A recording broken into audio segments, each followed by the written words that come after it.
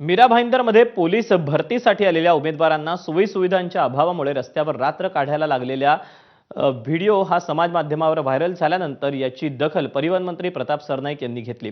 प्रताप सरनाईक यांनी मीरा भाईंदर पालिकेच्या आयुक्तांना थेट पत्र लिहून उमेदवारांची गैरसोय दूर करण्याचे निर्देश दिले। ही बाब अत्यंत वेदनादायी आणि प्रशासनासाठी लज्जास्पद असल्याचं सरनाईक यांनी आपल्या पत्रात म्हटलं। पोलीस भरती प्रक्रियेला आठवडा उलटूनही काही ठोस उपाययोजना न झाल्यामुळे त्यांनी नाराजी व्यक्त केली।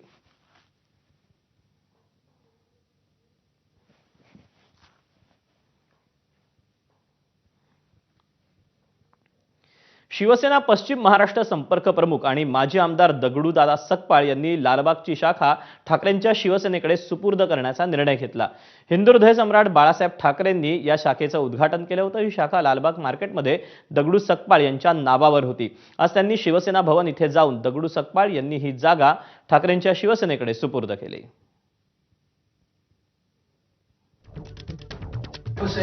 शिवसेनेची शाखा लालबाग मार्केट ही शाखा शिवसेनेची आहे। ती माझ्या नावानं होती आणि ती आता एका सोसायटीमध्ये आहे, त्याच्यामुळे तिला ओनरशिपचा दर्जा आलाय।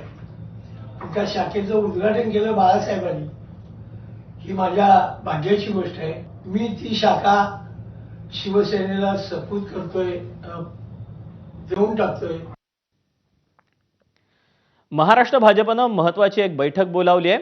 भाजपच्या नवनिर्वाचित प्रदेश पदाधिकाऱ्यांची उद्या पहिली बैठक होणार असून ती प्रदेशाध्यक्ष रवींद्र चव्हाण यांच्या अध्यक्षतेखाली पार पडणार आहे। या बैठकीत प्रदेशाध्यक्ष नवनियुक्त पदाधिकाऱ्यांसोबत संवाद साधणार आहेत। प्रदेश मुख्यालयात सकाळी 8:30 वाजता बैठकीचं आयोजन करण्यात आलंय। कार्यकारिणीतील प्रत्येक सदस्याला काही ठराविक विधानसभा मतदारसंघाची जबाबदारी दिली जाण्याची शक्यता असून पदाधिकाऱ्यांना दौरे करण्याच्याही सूचना दिल्या जाऊ शकतात।